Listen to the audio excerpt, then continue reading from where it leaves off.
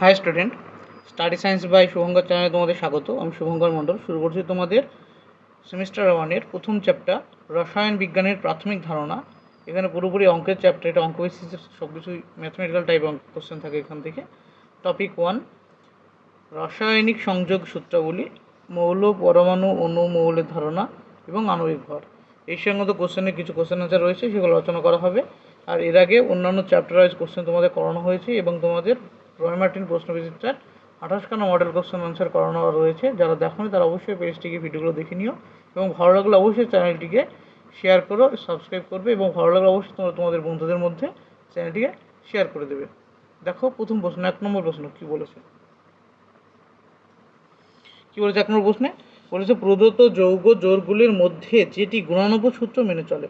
প্রদত্ত যৌগ জোড়গুলির মধ্যে যেটি গুণানুপাত সূত্র মেনে চলে সেটি কি? অপশান এ SO2 এবং SO3, অপশান বি আছে NO3 এবং NO, অপশান সি আছে H2S এবং SO2, আর অপশান ডি আছে MN এবং MnSO4।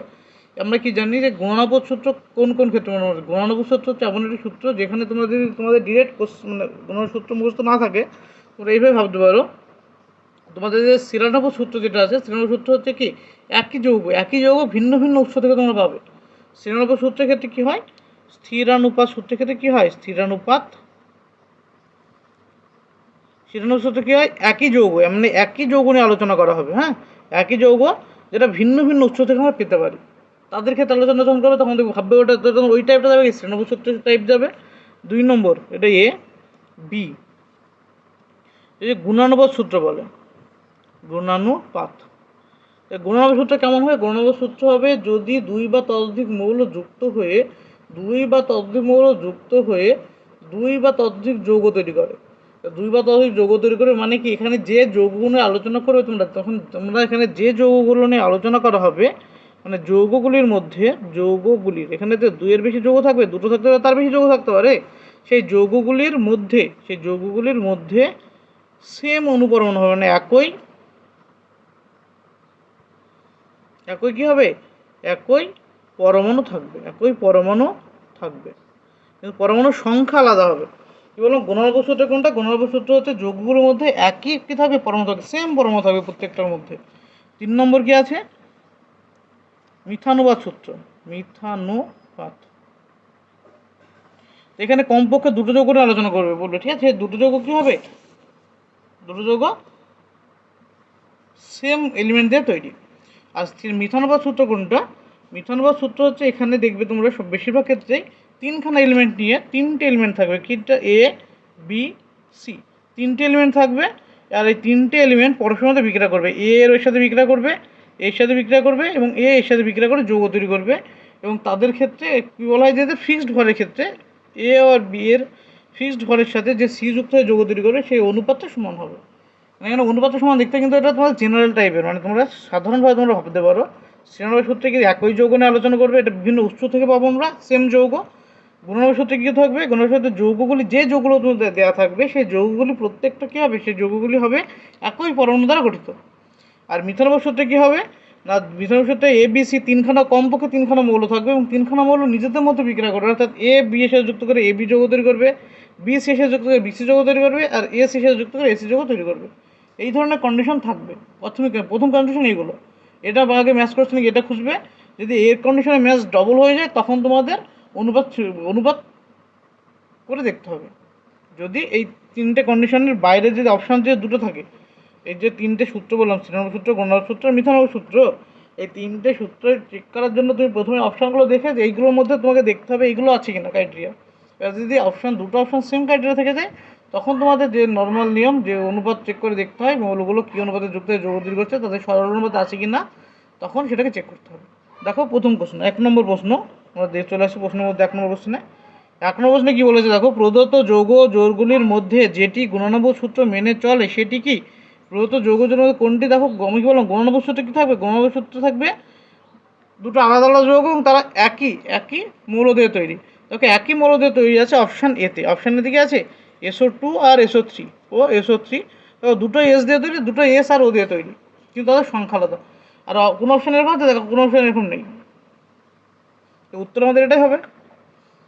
2 নম্বর প্রশ্নে কী বলছে? কার্বন ডাই অক্সাইডে 27.27%। কার্বন ডাইঅক্সাইড কত 27.27% কি আছে কার্বন আছে। কার্বন ডাইসালফাইড CO2, কার্বন ডাইসালফাইডে 15.79% কার্বন আছে। তার একটা কী বললাম কার্বন CS2 বলেছে, কার্বন ডাইসালফাইডে বলেছে, এবং বলেছে যে সালফার ডাইঅক্সাইডে, এখন আবার কাছে SO2 বলেছে সালফার ডাইঅক্সাইড। তবে এই তিনটে যৌগ দেওয়া আছে এখানে, তাদের কি পার্সেন্টেজ দেওয়া আছে। তুমি যদি অঙ্ক না করে করতে তবে এখান থেকে কী দেখবে যে এখানে তিনটে যৌগ আছে, তাদের কে কার্বন, সালফার, অক্সিজেন। কার্বন আর সালফার নিজেদের মধ্যে যুক্ত হয়ে কী তৈরি করবে CS2 তৈরি করবে, এটা নিজেদের যুক্ত করতে পারবে SO2 তৈরি করবে, এটা নিজেদের তৈরি করে CO2 তৈরি করবে। এই ধরনের কন্ডিশন কী বলেছিলাম, এই ধরনের কন্ডিশন কখন ম্যাচ করে মিথানুপাত সূত্রের ক্ষেত্রে এই ধরনের কন্ডিশন থাকে। এই ধরনের কন্ডিশন কারণ ক্ষেত্রে থাকে মিথানুপাত সূত্রের ক্ষেত্রে থাকে মিথানুপাত। যদি এটা না করে উত্তর করা যায় তখন এটা কি, এটা অপশন ভয়নিত্য সূত্র যাবে না, শ্রীরাম সূত্র যাবে না, গণনাম সূত্র যাবে না, মিথানুপাত সূত্র যাবে। তবে এখানে যদি আরও একটা অপশন থাকতো কোনোটাই নয়, তখন তোমাকে চেক করতে হবে মিথানুপাত সূত্র হচ্ছে কি হচ্ছে না অ্যাকচুয়ালি। তখন তোমাকে পার্সেন্টেজ চেক করতে হবে। কী করে করতে হয় পার্সেন্টেজ চেক,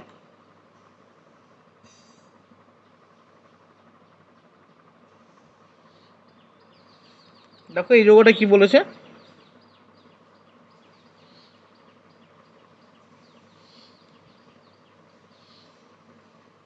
CO2-তে কার্বন আছে কত পার্সেন্ট, কার্বন আছে 27.27%।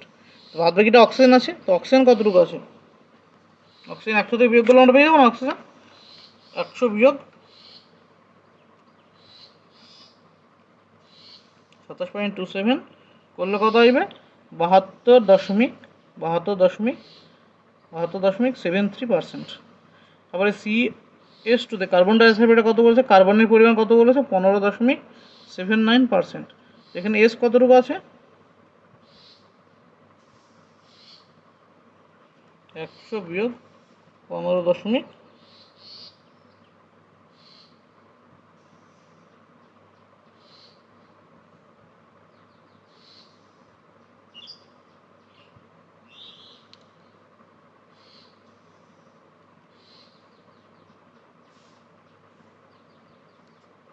$7.9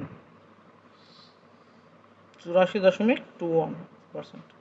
আর কি আছে আরেকটা আছে তোমাদের না CSO2-তে সালফার ডাইঅক্সাইডের মধ্যে SO2-তে সালফার কতটুকু বলেছে, এখানে কী দেখেছে সালফার ডাইঅক্সাইড এত 50%, সালফার এসের মধ্যে আছে 50%, তো ও কতটুকু আছে, ও আছে 50%। তাই দেখো এই দুটো যখন যুক্ত হয়ে যৌগ তৈরি করেছিল, এই দুটো সেম ঘরের যৌগ হয়ে যুক্ত হয়ে যখন যৌগ তৈরি করবে তখন এর অনুপাত কতটুকু হবে,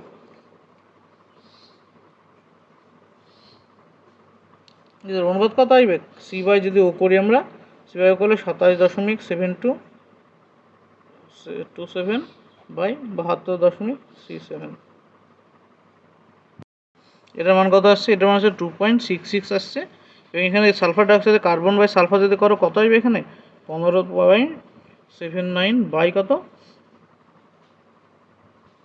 8.21, এখানে বাই করলে কত 1.5.33 আসবে। এইবার তোমাদের দেখো কার্বনের পরিমাণ কত, দুটোই কার্বনের পরিমাণ এক আছে, দুটোই কার্বনের পরিমাণ এক, সালফার পরিমাণ আলাদা। তো এখন অক্সিজেন ইস্টু যদি সালফার করি আমরা, সালফার ইস্টু অক্সিজেন করলে কত আসবে আমাদের 5.33 বাই 2.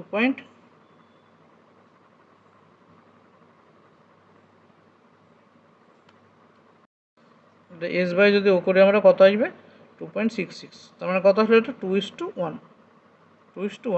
এটা কি সরলানুপাত নয়, হ্যাঁ এটা সরলানুপাত। এটা কি সূত্র ম্যাচ করে, এটা মিথানুপাত সূত্র ম্যাচ করে, মিথানুপাত।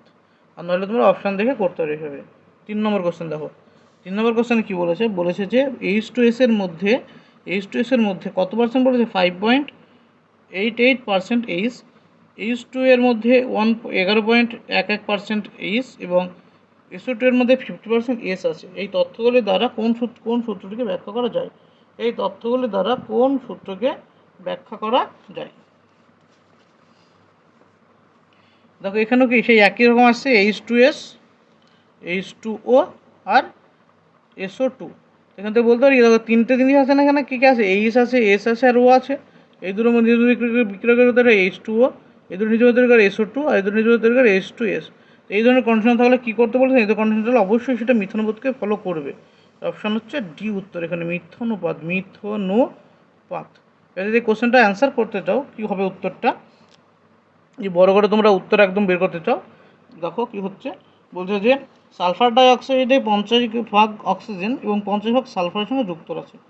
সালফার ডাইঅক্সাইড SO2 ক্ষেত্রে কি, SO2 ক্ষেত্রে 50% অক্সিজেন 50% সালফারের সাথে যুক্ত। এক্ষেত্রে আমরা কী বলতে পারি, 1 ভাগ অক্সিজেন কতভাগ, এক্ষেত্রে আমরা বলতে পারি না এটাকে 1 ভাগের সাথে 1 ভাগ ও এর সাথে 1 ভাগ এস যুক্ত, মানে দুটো তো সমান, 50 সাথে 50 সমান এস একের সাথে 1 হবে। এক্ষেত্রে 1 ভাগে তো এখান থেকে আমরা কী লিখতে হয়, জলের ক্ষেত্রে কি দেখো, জল বলেছে যেটা H2 এর ক্ষেত্রে 8.89 ভাগ অক্সিজেন 11.11 ভাগ এইচ এর সাথে যুক্ত। তবে 1 ভাগ অক্সিজেন কত হবে, এটা 1 ভাগ অক্সিজেন আমরা বের করে নিই, 1 ভাগ অক্সিজেন 11/11/88.89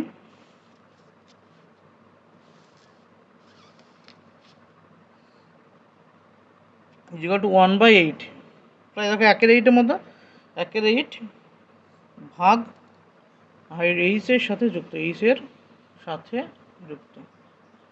তো এই গেল H2 এর ক্ষেত্রে। তারপরে কি আছে, তারপরে দেখো 1 ভাগ ভরের অক্সিজেন ও আলাদাভাবে এইচ ও এস এর ভরের অনুপাত,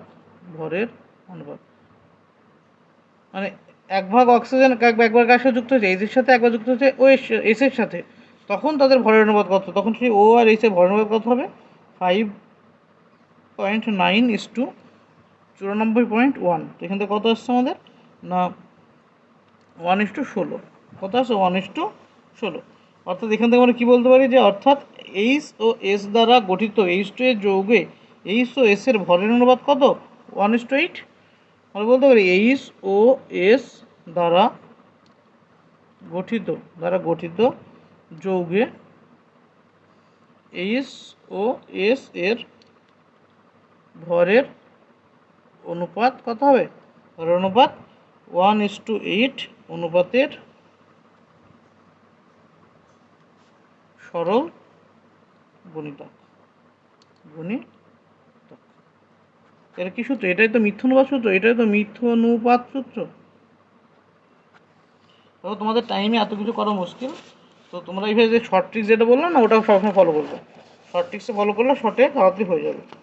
দেখবে কার মধ্যে বলেছে সেটা কী ধরনের, 3 ধরনের কন্ডিশন প্রথমে বলেছি, ওইভাবে ম্যাচ করবে। নেক্সট কোশ্চেন নম্বর 4। কোশ্চেন নম্বর 4 কী বলেছে দেখো, কোশ্চেন নম্বর 4 বলেছে যে নিম্নোক্ত বিক্রিয়াটি পর্যবেক্ষণ করে সঠিক বক্তব্যটি চিহ্নিত করো। নিয়মিত কোশ্চেন দিয়েছে 4Fe(S) + 3O2G তৈরি হয়েছে কত 2Fe2O3G। এবার এই যে পর্যবেক্ষণে অপশান এ দেখো কী বলেছে, অপশান এতে বলেছে বিক্রিয়কের মধ্যে, বিক্রিয়ক মানে এই দুটোর মধ্যে আয়রন ও অক্সিজেনের মোট ভর, বিক্রিয়ত পদার্থের আয়রন অক্সিজেনের মোট ভরের বিক্রিয়ত পদার্থের মধ্যে আয়রন অক্সিজেনের মোট ভর, অর্থাৎ এটি ভরের সংরক্ষণ সূত্রকে মেনে চলে। এটা ঠিক না ভুল, হ্যাঁ এটাই হচ্ছে ঠিক, এটি ভরের সংরক্ষণ সূত্রকে মেনে চলবে, কারণ এখানে দেখো এটা 4Fe, এখানে 2 × 4 4Fe হয়ে যাচ্ছে, এদের 3 × 6ও, এদের 3 × 6ও, তো অক্সিজেন এবং আয়রন দুটোই 2 দিকে সমান, অর্থাৎ এটি ভরের সংরক্ষণ সূত্রকে মেনে চলছে। এটা হচ্ছে আমাদের উত্তর। নেক্সট কোশ্চেন নম্বর 5 নম্বর কোশ্চেনে কী দিয়েছে, 5 নম্বর কোশ্চেন দেখো বলেছে নিম্নোক্ত কোন বিক্রিয়াটি শক্তির সংরক্ষণ নীতি অনুযায়ী সঠিক নয়, নিচের কোন বিক্রিয়াটি শক্তির সংরক্ষণ সূত্র অনুযায়ী সঠিক নয়। আমাদের এই বিক্রিয়াগুলো যদি তোমরা ভালো করে দেখো, দেখবে এখানে কোন দিকে আমাদের সমান হচ্ছে, কারণ বিক্রিয়ক এবং বিক্রিয়ত পদার্থের পরিমাণ সমান আছে না, তাই দেখতে হবে। যদি সমান না থাকে সেটা শক্তি এবং ভর দুটোর ক্ষেত্রে কি মেনে চলে না, শক্তি এবং ভরের দুটো সংরক্ষণ সূত্রকে মেনে চলবে না। কখন, যখন বিক্রিয়কের মোট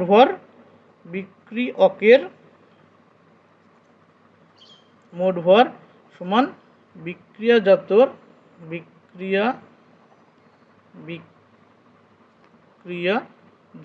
পদার্থের মোট ভর, এই দুটো যদি সমান হয়, বিক্রিয়কের মোট ভর এবং বিক্রিয়ত পদার্থের মোট ভর যদি সমান হয়, তখনই কী হয়, তখনই আমাদের ভর এবং শক্তি সংগ্রহ সূত্র মেনে চলে। এখানে অপশানগুলো তোমরা যদি ভালো করে দেখো, দেখবে অপশান বি এর ক্ষেত্রে আছে 3H8G প্লাস 2O2G থেকে তৈরি হয়েছে কত CO2G প্লাস H2OG। অর্থাৎ এখানে দেখো এটা কত 3 অক্সিজেন কার্বন কত 3টে আছে, এদিকে কার্বন 1টা আছে। এটা কি ভরের সংগ্রহ সূত্র মেনে চলবে? এটা ভর ও শক্তি সংগ্রহ মেনে চলবে না, তাই আমাদের উত্তর হচ্ছে অপশান বি হচ্ছে আমাদের অ্যান্সার। নেক্সট কোশ্চেন নম্বর 6 নম্বর প্রশ্নে কী দিয়েছে দেখো। 6 নম্বর প্রশ্ন বলেছে যে মিথানপাত সূত্রকে ব্যাখ্যা করতে গিয়ে নিম্নের কোন সেটটি যথোপযুক্ত? মিথানপাত সূত্রকে ব্যাখ্যা করতে গেলে নিম্নের কোন সেটটি যথোপযুক্ত হবে? এখানে দেখো অপশান এতে কি সেট দেওয়া আছে P2O3, এর সাথে PH3 আর দেওয়া আছে H2O। তোমরা এখান থেকে বলতে পারি PHO, এর সাথে তৈরি করা হয়েছে কি PH3, এর সাথে যুক্ত হয়ে তৈরি হয়েছে কি H2O, এর সাথে যুক্ত হয়ে তৈরি হয়েছে P2O3।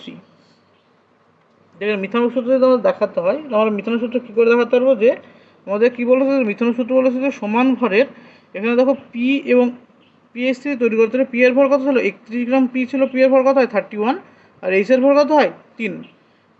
তো এখানে এই যে PH3 তৈরি হয়েছে তখন কি 31 গ্রাম পি এর সাথে 3 গ্রাম হাইড্রোজেন যুক্ত হয়েছে। এখানে PH3 তৈরি করে এখানে P2O3 তৈরি করতে কার সাথে কত পরিমাণ যুক্ত হয়েছে?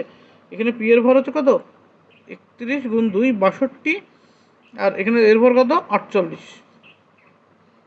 এখানে PH2O যদি করি আমরা কত পারবে P/O এর PH2O এর মান কত আসবে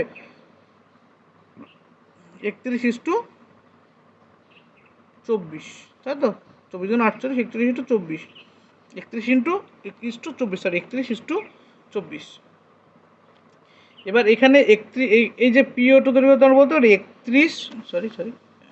31 ভাগ পি এর সাথে 24 ভাগ কি যুক্ত হয় ও যুক্ত হয়, 24 ভাগ ও যুক্ত।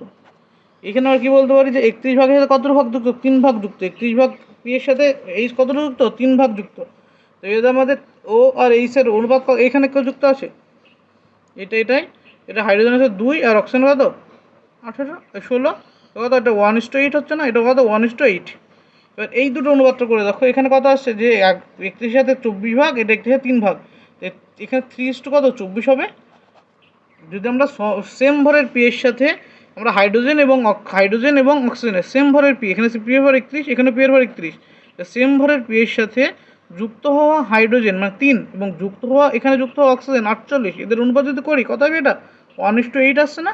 তো এই অনুপাতটা, আর এটা কি সরল অনুপাত, এটা সরল গুণিতক না, এটাকে 1 দিয়ে গুণ করে তো আমরা H2 এর ক্ষেত্রে পাচ্ছি, এটা কত গুণ করে 1 দিয়ে গুণ করতে পারছি, তো এটা কি সরল গুণিতক সরল গুণিতক। সেজন্য এই যে অপশানটা এটা মিথানুপাত সূত্রকে ব্যাখ্যা করে। এটা তুমি চেক করতে হয়, কারণ এখানে দেখো দুটো আছে এরকম কন্ডিশন যেখানে PH এবং ও দিয়ে তৈরি, এবং ওখানে NH আর ও দিয়ে তৈরি নাইট্রোজেনের ক্ষেত্রে আছে। তো আমাদের অপশান কোনটা হচ্ছে? উত্তর হচ্ছে অপশান এ, যেটা আমাদের দেখলাম মিলে যাচ্ছে, বাস মিথানুপাত সূত্র মেনে চলছে।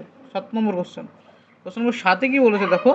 7 নম্বর কোশ্চেনে ভরের সংরক্ষণ সূত্র অনুযায়ী নিম্নোক্ত বিক্রিয়াগুলির মধ্যে কোনটি সঠিক নয়? 7 নম্বর কোশ্চেন কী বলে? 7 নম্বর কোশ্চেন ভরের সংরক্ষণ সূত্র অনুযায়ী নিম্নোক্ত বিক্রিয়াগুলির মধ্যে কোনটি সঠিক নয়? ভরের সংরক্ষণ সূত্র অনুযায়ী নিম্নোক্ত বিক্রিয়াগুলির মধ্যে কোনটি সঠিক নয়? এটা যাবে কি, এটা দেখো সেম আগের মতো কোশ্চেন ছিল। 5 নম্বর কোশ্চেন অপশান যাচ্ছে এটা বিএ কি আছে 3H8G প্লাস O2G তৈরি হচ্ছে কোনটা CO2G প্লাস H2OG, এটা তৈরি হলো। তো এই যে কোশ্চেনটা দেখো, এখানে আছে কত, এদিকে আছে 3, কার্বন পরিমাণ 3 আছে, কার্বন পরিমাণ 1 আছে, অর্থাৎ যেটি ভরের সংরক্ষণ মেনে চলবে না। এখান থেকে আমরা বলতে পারি ভরের সংরক্ষণ মেনে চলবে না। আর এদিকে ও আছে কটা 2, এদিকে ও আছে 3খানা, এটা ভরের থেকে এটা ব্যালেন্স করা নেই, অ্যাকচুয়ালি এটা ব্যালেন্স করা নেই বলে এটা ভরের সংরক্ষণ মেনে চলছে না। তো এটা হচ্ছে আমাদের উত্তর হচ্ছে কোনটা option B. Next question number 8 number কোশ্চেনে কী বলেছে? প্রদত্ত বক্তব্যগুলির মধ্যে একটি যৌগ সম্পর্কে কোনটি সঠিক নয়? প্রদত্ত বক্তব্যগুলির মধ্যে একটি যৌগ সম্পর্কে কোনটি সঠিক নয়? অপশান এতে কী বলেছে দেখো, বলেছে যে একটি যৌগের অণু একই বা ভিন্ন মৌলের সমন্বয়ে গঠিত। একটি যৌগের অণু একই অথবা ভিন্ন মৌলের সমন্বয়ে গঠিত, এটা সঠিক সত্য না মিথ্যা? এটা তো ঠিক, কারণ যখন অনুগঠিত হবে তখন কি নিজেদের মধ্যে যুক্ত অনুগঠিত হতে পারে, অথবা অন্যান্য মৌলের সাথে যুক্ত হয়ে অনুগঠন হতে পারে। 2 নম্বর বিবৃতি দেখো কী বলেছে?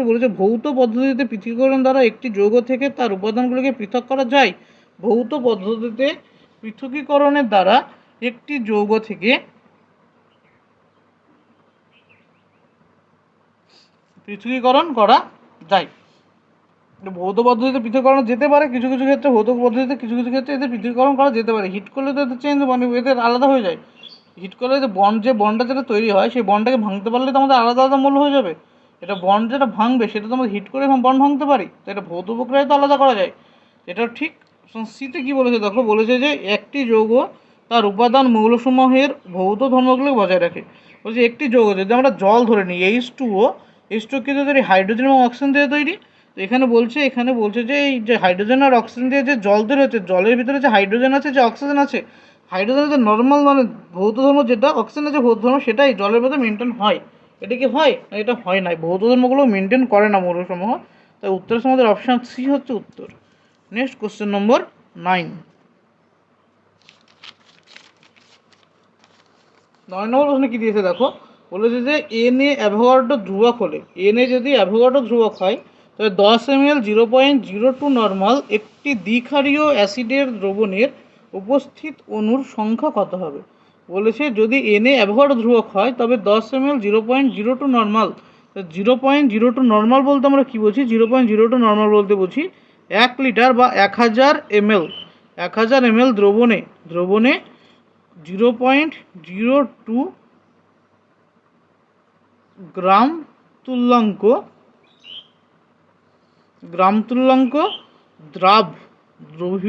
দ্রবীভূত আছে। আমরা এখান থেকে 10 ml, আমাদের যেহেতু কত ml জানতে চেয়েছে, 10 ml জানতে চেয়েছে, আমরা এটা 10 ml কনভার্ট করে নিই। 1000 ml যে এত হয় তাই 10 ml কত হবে? 10 ml দ্রবণের দ্রাবের পরিমাণ কত? দ্রাব হচ্ছে 0.02 × 100/10/1000 ভাগ করলে কত হবে? 0.0002 গ্রাম তুল্যাঙ্ক। এবার এই গ্রাম তুল্যাঙ্ক মানে কত মোল আমাদের বের করতে হলে হয়ে যাবে। এই যে গ্রাম তুল্যাঙ্ক সমান কত মোল আমাদের বের করতে হবে। তো এই গ্রাম তুল্যাঙ্ক সমান কত মোল হবে? 0.0002 ইকুয়াল টু কত হবে না W/M ইন্টু ক্ষারগ্রাহিতা। এখানে ক্ষারগ্রাহিতা কত দেওয়া আছে? 2 দেওয়া আছে। ক্ষারগ্রাহিতা কত দেওয়া আছে? 2। দেখো দ্বিক্ষারীয় অ্যাসিড, ক্ষারগ্রাহিতা 2 মানে 2 দিয়ে এটা কাটলে কত হচ্ছে? 0.0001। তো W/M এর মান কত আসলো? 0.0001। তো এই W/M কে আমরা কি বলি? W/N কে তো আমরা মোল বলি। তো এটা এত মোল চলে এলো, আমাদের যেটা দরকার মোল। তো এই যে মোল আমরা যেটা পেয়ে গেছি এত মোল, তবে 1 মোল অণুর সংখ্যা কত হয়? 1 মোল অণুর সংখ্যা হয় Na সংখ্যক। তো 0.0001 মোলে কত আসবে না 0.0001 Na। এটা হচ্ছে উত্তর অপশান বি। নেক্সট হচ্ছে option B. Next question number বলেছে 10 নম্বর কোশ্চেনে কী বলছে? নিম্নোক্ত কোনটিতে সর্বাপেক্ষা কম সংখ্যক অণু বর্তমান। 10 নম্বর কোশ্চেন কী দিয়েছে? বলেছে যে নিম্নোক্ত কোনটিতে, এখানে 4টে অপশান দিয়েছে, বলছে কোনটিতে সব থেকে কম সংখ্যক অণু আছে। আমাদের প্রত্যেকটা আমাকে চেক করতে হবে, তবে বুঝতে পারবো 1 নম্বর অপশানে কী দিয়েছে। দেখো অপশান এতে বলেছে এসটিপিতে সবগুলো মোলে নিয়ে গেলে আমার বুঝতে পারবো, সব কিছু কিছু নিয়ে মোলে। এসটিপিতে 1.12 লিটার SO2। এটা কত মোল? এটা বলতে কত মোল বোঝায় না 1.12 বাই 22.4 ভাগ করলে কত হবে? 1.12কে 22.4 দিয়ে 1.12 ডিভাইডেড বাই 22.4 কত আছে? 0.05 মোল। নেক্সট অপশান বিতে কী দিয়েছে? অপশান বিতে দিয়েছে যে 1 মোল SO2। অপশান সিতে কী দেওয়া আছে না 32 গ্রাম SO2। 32 গ্রাম SO2 মানে কত মোল? 32/92 কত? 64 অর্থাৎ 0.5 মোল। আর অপশান ডিতে কী দেওয়া আছে? অপশান ডিতে দেওয়া আছে যে 4 × 10⁻³ SO2। তো এখান থেকে কত হবে?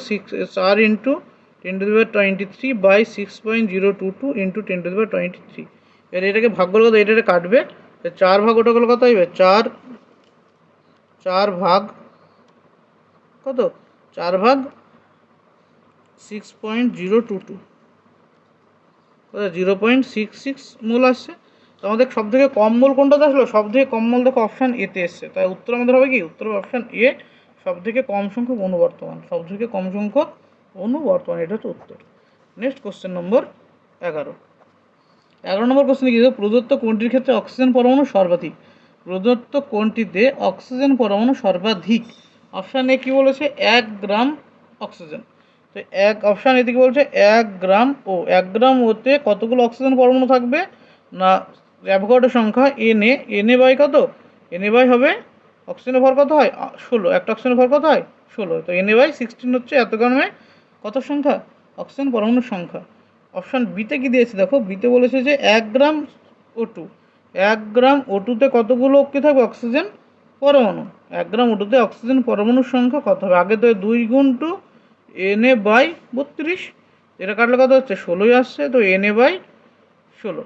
এই দুটো কোথা থেকে, এই দুটো হচ্ছে দেখো O2তে একটা অণুতে দুটি পরমাণু থাকে, একটা অণুতে কটা পরমাণু থাকে, দুটি পরমাণু থাকে, তাই 2 দিয়ে গুণ। অপশন সিতে কি দিয়েছে, 1 গ্রাম O3, তো 1 গ্রাম O3তে অণুর সংখ্যা কত হবে, 1 গ্রাম O3তে অক্সিজেন পরমাণুর সংখ্যা কত হবে না, একটা থেকে 3 into NA by 48, NA by 48 ভাগ করলে কত হয় 16, অর্থাৎ হলো এনএ বাই 16, অর্থাৎ এবিসি তিনটে থেকে একই না, তাই উত্তর হচ্ছে অপশান ডি, অল হচ্ছে অ্যান্সার, সমান সবগুলোতে। নেক্সট 12 নম্বর প্রশ্ন। 12 নম্বর প্রশ্নে কি বলেছে যে প্রদত্ত কোন জোটটিতে সমসংখ্যক অনুবর্তমান, প্রদত্ত কোন জোটটিতে সমসংখ্যক অনুবর্তমান এটা করতে হবে। অপশান এতে কি বলেছে দেখো, অপশান এ বলেছে যে 16 গ্রাম O2, কী বলছে 16 গ্রাম O2 আর 4 গ্রাম H2, এতে অণুর সংখ্যা কত হয়, 16 গ্রাম O2তে কতগুলো অণু থাকবে, 16 গ্রাম অণুতে থাকবে Na/2, আর এতে কত থাকবে 2Na, তো দুটো সমান হলো, সমান নয়। অপশান বিতে কি আছে যে 16 গ্রাম O2 আর 44 গ্রাম CO2, 16 গ্রাম O2তে অণুর সংখ্যা কত হবে Na বাই অক্সিজেনের ভর কত হয় 32, তো এখানে 16 বলেছে বলে 2 দিয়ে ভাগ হবে, এখানে কত হবে একবারে করলে এটা এনেই চলে আসবে এনে, কারণ 44 গ্রাম মানে CO2 আণবিক ভর 44, তাই মিলে যাচ্ছে 44। অপশান সিতে কি দিয়েছে, সিতে বলেছে যে 28 গ্রাম N2 ও 32 গ্রাম O2, N2 এর আণবিক কত 28 হয়, তাই এর অণুর সংখ্যা কত Na, O2 এর আণবিক ভর কত হয় 32 হয়, এর অণুর সংখ্যা হচ্ছে Na, তো দুটোতে সমান সংখ্যা গেলে Na কার ক্ষেত্রে, অপশান সি এর ক্ষেত্রে, উত্তর হলো আমাদের option C. Next question number 13। 13 number প্রশ্নে কি দিয়েছে বলেছে দেখো, ঘরের উষ্ণতায় 1 ফোঁটা জলের আয়তন কত দিয়েছে 0.0018 ml, এর মধ্যে উপস্থিত জলের অণুর সংখ্যা কত হবে, উপস্থিত জলের অণুর সংখ্যা বের করতে হবে ঘরের উষ্ণতায়। কোশ্চেন কি দিয়েছে যে ঘরের উষ্ণতায় 1 ফোঁটা জলের আয়তন কত দিয়েছে, ভীষণ দেওয়া আছে 0.0018 ml, এটা দেওয়া আছে ভীষণ 0.0018 ml, তো এটা ml কত হচ্ছে, ml থেকে যদি আমরা সিসিতে নিয়ে যাই, কিউবিক সেন্টিমিটার মান কত হবে 0.0018 সিসি থাকবে। আর আমরা জানি জলের ঘনত্ব কত, জলের ঘনত্ব হচ্ছে 1 গ্রাম পার সিসি, জলের ঘনত্ব কত হবে 1 গ্রাম পার সিসি, তবে এত সিসি জল মানে কত গ্রাম জল হবে, 1 সিসি জলের ওজন হয় 1 গ্রাম, তো এত সিসি মানে বলতে পারি 0.018 গ্রাম জল, বলতে পারি এত গ্রাম জল, তো এত গ্রাম জল মানে একে কত আসছে 18 × 10⁻⁻⁴ কত 4 গ্রাম জল পেলাম। তো জলের যে এই যে আয়তনটা দেওয়া আছে 0.0018 ml যে জল দেওয়া আছে, সেই ml জলের পরিমাণ কত পেলাম, কত গ্রাম পেলাম 18 × 10⁻⁴ গ্রাম পেলাম। তো 18 গ্রাম জলে অণুর সংখ্যা কত হয় Na, এত গ্রাম জলে কত হবে 18 × 10⁻⁴ কত হবে Na × 10⁻⁴, 18টা ক্যান্সেল আউট হয়ে যাবে, এর মান কত 6.022 × 10⁻23, এর মান × 10⁻⁴ করলে কত আসবে 6.022 × 10⁻19, উত্তর হচ্ছে 10⁻19। কোন অপশান আছে এটা, অপশান নম্বর এতে, এটা হচ্ছে A answer. Next question number 14, question number 14 কি বলেছে, 1 গ্লাস শরবতে 9 গ্রাম গ্লুকোজ আছে, ওই গ্লাসে উপস্থিত কার্বন সংখ্যার পরিমাণ কত হবে। তো গ্লুকোজের সংকেত কি C6H12O6 হচ্ছে গ্লুকোজের সংকেত, গ্লুকোজের আণবিক ভর কত হবে, আণবিক ভর কত আসবে 12 × 6 যোগ 12 × 1 যোগ 6 × 16 আসলে যোগ করলে কত হবে দেখবি 180 আসবে, গ্লুকোজের আণবিক ভর কত আসলে 180, আমরা বলতে পারি 180 গ্রামে 180 গ্রাম গ্লুকোজে কার্বন পরমাণুর সংখ্যা সমান কত হবে 6 ইন্টু এন হবে।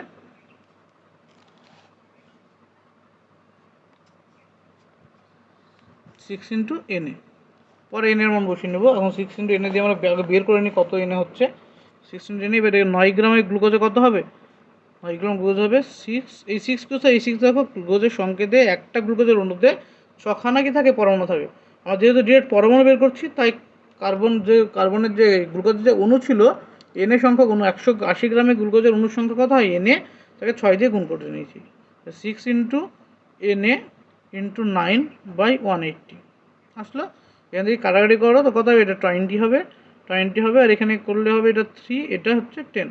তো কত আসলে এটা 3Na/10। তো 3Na/10 এখানে যদি n এর মান পুট করো কত হবে 3 ইন্টু 6.022 ইন্টু 10⁻23/10 করলে কত আসবে এটাই। এখানে গুণ করে দাও, এটা গুণ করলে হচ্ছে 18 318 এখানে 10⁻22 কাটলে এটা 22 হয়ে যায়।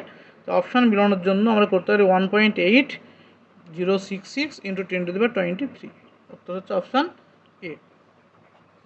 নেক্সট কোশ্চেন নম্বর 15। কত নম্বর কোশ্চেন? Question number 15। তো 15 নম্বর কোশ্চেনে কি দিয়েছে বলেছে যে এনে যদি অ্যাভোগাড্রো সংখ্যার সমান হয়, এনে যদি অ্যাভোগাড্রো সংখ্যার মান হয়, এনে যদি কার মান হয় অ্যাভোগাড্রো সংখ্যার মান হয়, তবে 1 গ্রাম তুল্যাঙ্ক অক্সিজেনে অক্সিজেনের পরমাণুর সংখ্যা কত হবে। তো 1 গ্রাম তুল্যাঙ্ক অক্সিজেন মানে কতটুকু 8 গ্রাম না। আর অক্সিজেনের ভর কত হয় 16। তো তুল্যাঙ্ক কত Na/2 হবে। কী বললাম অক্সিজেনের পারমাণবিক ভর কত হয়, পারমাণবিক ভর হচ্ছে 16, অক্সিজেনের পারমাণবিক ভর কত 16। আর অক্সিজেনের কত হয় তুল্যাঙ্ক ভর কত হয়, অক্সিজেনের তুল্যাঙ্ক ভর হচ্ছে 8, তুল্যাঙ্ক ভর কত হয় 8। তাহলে কত আছে 16/8/16 মানে কত Na/2। উত্তর কত Na ইন্টু 8/16 তো কত 2 Na/2 হচ্ছে অ্যান্সার। এটা হলো 15 নম্বর কোশ্চেন। নেক্সট কোশ্চেন নম্বর 16 নম্বর কোশ্চেনে কি দিয়ে দেখো বলেছে যে 16 নম্বর কোশ্চেন বলেছে 4 গ্রাম কস্টিক সোডার মধ্যে যে সংখ্যক সোডিয়াম আয়ন বর্তমান 4 গ্রাম কস্টিক সোডার মধ্যে যে সংখ্যক সোডিয়াম আয়ন বর্তমান নিম্নোক্ত কোনটির মধ্যে সমসংখ্যক আয়ন আছে।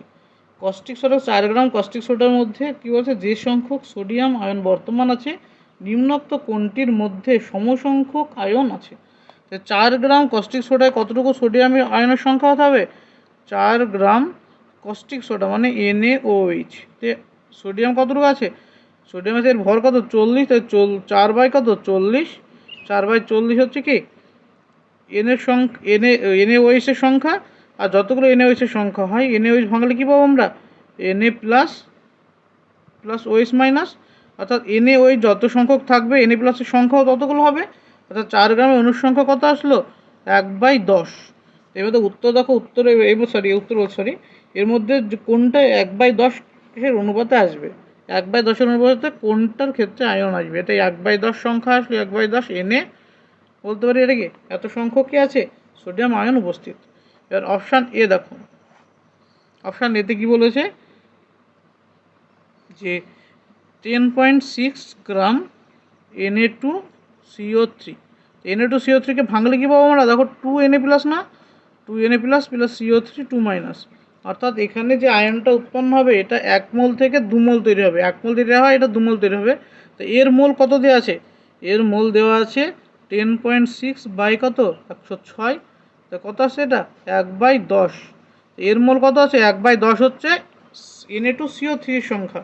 তো Na2CO3 সংখ্যা যদি 1/10 হয় এটার সংখ্যা কত হবে 2 দ্বিগুণ হয়ে যাবে এর সংখ্যা 4টা। এটা মিলল না, এটা অপশান এ। নেক্সট চেক করো অপশান বি।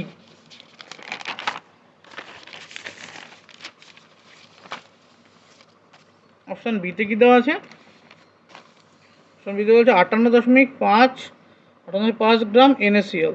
58.5 গ্রাম NaCl মানে কত 1 মোল NaCl না। তো 1 মোল NaCl ভাঙলে 1 মোল Na প্লাস পাবো, তা উত্তর হবে Na এখান থেকে অপশান সি। দেখো অপশান সিতে কী বলেছে যে 100 ml 0.5 molar Na2SO4, 100 ml 0.5 molar তা 0.5 মোলার Na2SO4 বলতে কি বোঝা যায়? Na2SO4 বলতে বোঝায় যে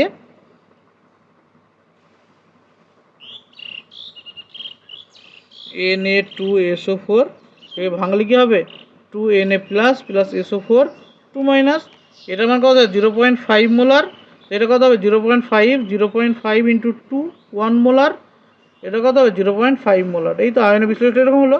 তো আমাদের যে এই 1 মোলার Na প্লাসের আয়নের অণুর সংখ্যা বের করলে হয়ে যাবে আমাদের। তো 1 মোলার বলতে কতগুলো অণু হবে, এখানে কত সরি কই কোশ্চেন, হ্যাঁ বলেছে 100 ml, তো 100 ml 1000 ml কত সংখ্যা থাকবে, 1000 ml 1 মোলার বলতে বোঝা কতটুকু সংখ্যা হচ্ছে Na। তবে 1000 ml কাছে যদি 100 ml করি কত দিয়ে ভাগ হবে, 100 ml 1 মোলার করলে Na/10 হবে, Na/10। এটা মিলল কার সাথে, অপশান সি এর সাথে। তাই উত্তর আমাদের কি হবে, এই কোশ্চেন উত্তর হবে অপশান সি।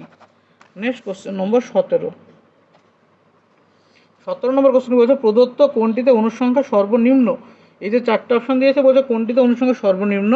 প্রত্যেকটা যদি আমরা মোলে কনভার্ট করি কি আসবে আমাদের, অপশান এ কি বলেছে 0.1 মোল SO2, এটা মূলে দেওয়া আছে। অপশান বি কী আছে, এসটিপিতে 11.2 লিটার S2S।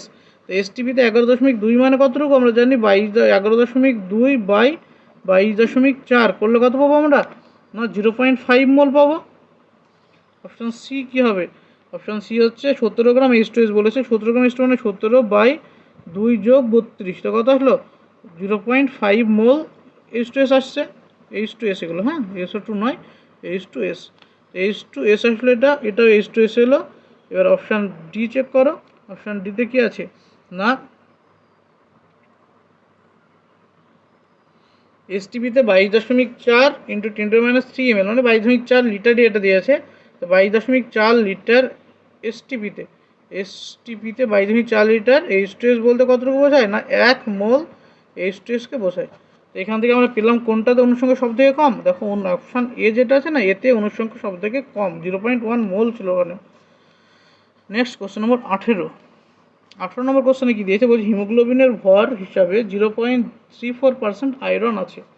3.3 গ্রাম হিমোগ্লোবিনে আয়রন পরমাণুর সংখ্যা নির্ণয় করতে বলেছে।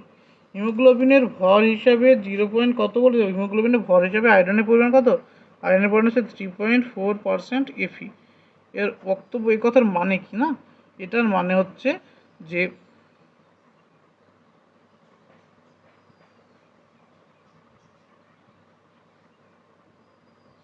এত গ্রাম Fe থাকে 100 গ্রাম হিমোগ্লোবিনে,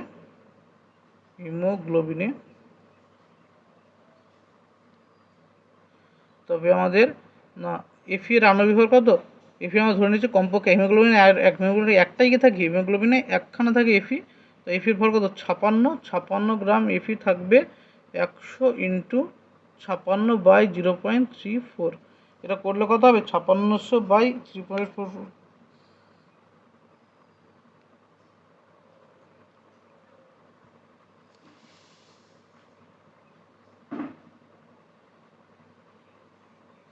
হিমোগ্লোবিন পেলাম, এটা এত গ্রাম হিমোগ্লোবিন পেলাম, এটা হিমোগ্লোবিনের আণবিক ভর পেয়েছি। এবার আমরা বলতে পারি না কত, যে 5600 বাই 0.34, এটা কি আণবিক ভর, তো এত গ্রাম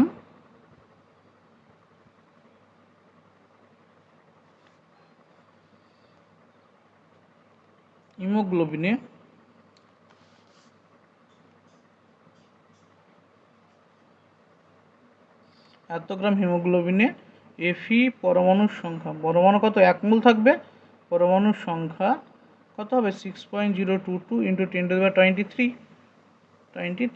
এবার এই গ্রামের কাছে কত বের করতে হবে যে 3.3 গ্রামে বের করতে চেয়েছে হিমোগ্লোবিনে Fe পরমাণুর সংখ্যা হবে 6.022 ইন্টু 10⁻23 ইন্টু 3.3 বাই কত হবে, এইটা নিচে আসবে 5600 নিচে 5600 ইন্টু উপরে কত না 0.34, এগুলো যদি গুণ করো কত আসছে, গুণ করলে আসছে সেই 6.022 ইন্টু 3.3 ইন্টু 0.34 করলে কত আসছে না 6, এটা কত ভাগ করতে হবে, এটাকে ভাগ করতে হবে 5600 দিয়ে, 5600 করলে কত আসছে 1.206 ইন্টু 10⁻³ ইন্টু 10⁻23 আছে এদিকে। তো এটা দিয়ে ক্যালকুলেশন করো, উত্তর কত হবে, গুণ করলে 10⁻20 হয়ে যাবে। তো এটা 1.21 লিখে দিতে পারি, এটাকে 0.6 আছে বলে 21 করে দিতে পারি। তো 21 ইন্টু 10⁻20 উত্তর হলো দেখো 10⁻20, এটা হচ্ছে উত্তর, অপশান অ্যান্সার। নেক্সট কোশ্চেন নম্বর 20 নম্বর কোশ্চেনে কি দিয়েছে, 20 নম্বর কোশ্চেন বলেছে হিমোগ্লোবিনের ওজন ভিত্তিক, সরি এটা 20টা হয়ে গেছে, এটা তো 19 নম্বরটা বাকি পড়ে গেছে। 19 নম্বর কোশ্চেনে কি বলেছে দেখো, সরি 18, 19 এবার হবে, সরি 19 নম্বর কোশ্চেনে কি বলেছে যে এক ব্যক্তি 500 ml 9% গ্লুকোজের জলীয় দ্রবণ পান করলে ওই দ্রবণ উপস্থিত গ্লুকোজ অণুর সংখ্যা কত হবে। গ্লুকোজের আণবিক ভর দেওয়া আছে 180। 9% গ্লুকোজের দ্রবণ মানে কি, 9% গ্লুকোজের দ্রবণ বলতে বোঝায় 9% গ্লুকোজ বলতে বোঝায় যে 9 গ্রাম বাই 100 ml, অর্থাৎ 100 ml 9 গ্রাম গ্লুকোজ আছে। তো 500 ml গ্লুকোজের পরিমাণ কত, 500 ml গ্লুকোজের পরিমাণ কত হবে, 9 ইন্টু 5 45 গ্রাম। গ্লুকোজ কত দিলাম, 35 গ্রাম গ্লুকোজ পেয়ে গেছে না। এবার আমরা গ্লুকোজের আণবিক ভর কত জানি, গ্লুকোজের আণবিক ভর হচ্ছে যে 180 গ্রাম গ্লুকোজে অণু কতগুলো আছে, অণু আছে 6.022 ইন্টু 10⁻23। এবার কত বের করতে হবে, 45 গ্রামে বের করতে, 35 গ্রাম গ্লুকোজে অণু কতগুলো আছে 6.022 ইন্টু 10⁻23 বাই গুণ 45 বাই কত 180, 4 দিয়ে যেটা ভাগ করে কত হবে 1.5 ইন্টু 10⁻23।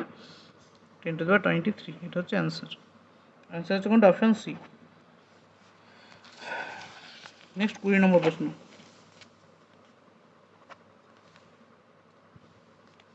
20 নম্বর প্রশ্নে কি বলেছে হিমোগ্লোবিনে ওজন ভিত্তিক কত পার্সেন্ট, এত পার্সেন্ট এফি আছে, এফি দেওয়া আছে 0.335%। হিমোগ্লোবিনে আণবিক ভর প্রায় যে 100 হয়, এক অণু হিমোগ্লোবিনে উপস্থিত এফি পরমাণুর সংখ্যা কত। এক অণু এফি পরমাণুতে হিমোগ্লোবিনের সংখ্যা কত আমাকে বের করতে হবে। হ্যাঁ, আয়রনের পারমাণবিক ভর দেওয়া আছে 56, আয়রনের পারমাণবিক ভর কত দেওয়া আছে 56।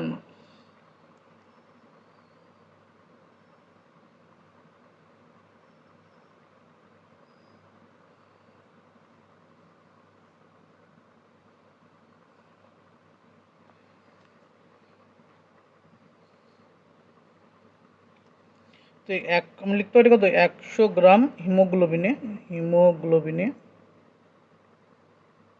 এফি আছে কতটুকু, এফি আছে যে 0.335, যেহেতু পার্সেন্টেজ বলে এত পার্সেন্ট এফি বলে যে এত গ্রাম আছে।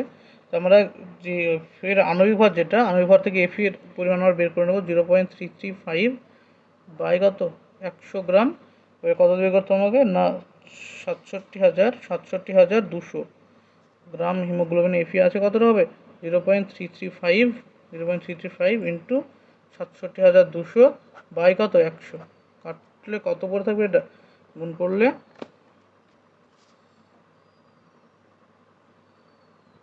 0.335 ইন্টু 672 কত পাচ্ছে, এটা 225.12 গ্রাম।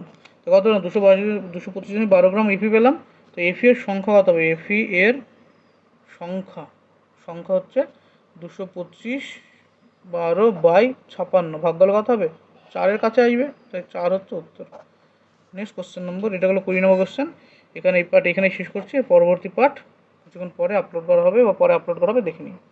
Thank you. আর ভিডিও ভালো লাগলে অবশ্যই তোমরা শেয়ার করবে, এবং ভালো লাগলে অবশ্যই চ্যানেলটিকে সাবস্ক্রাইব করবে, এবং ভালো লাগলে তোমাদের বন্ধুদের মধ্যে ভিডিওটি অবশ্যই শেয়ার করে দিও।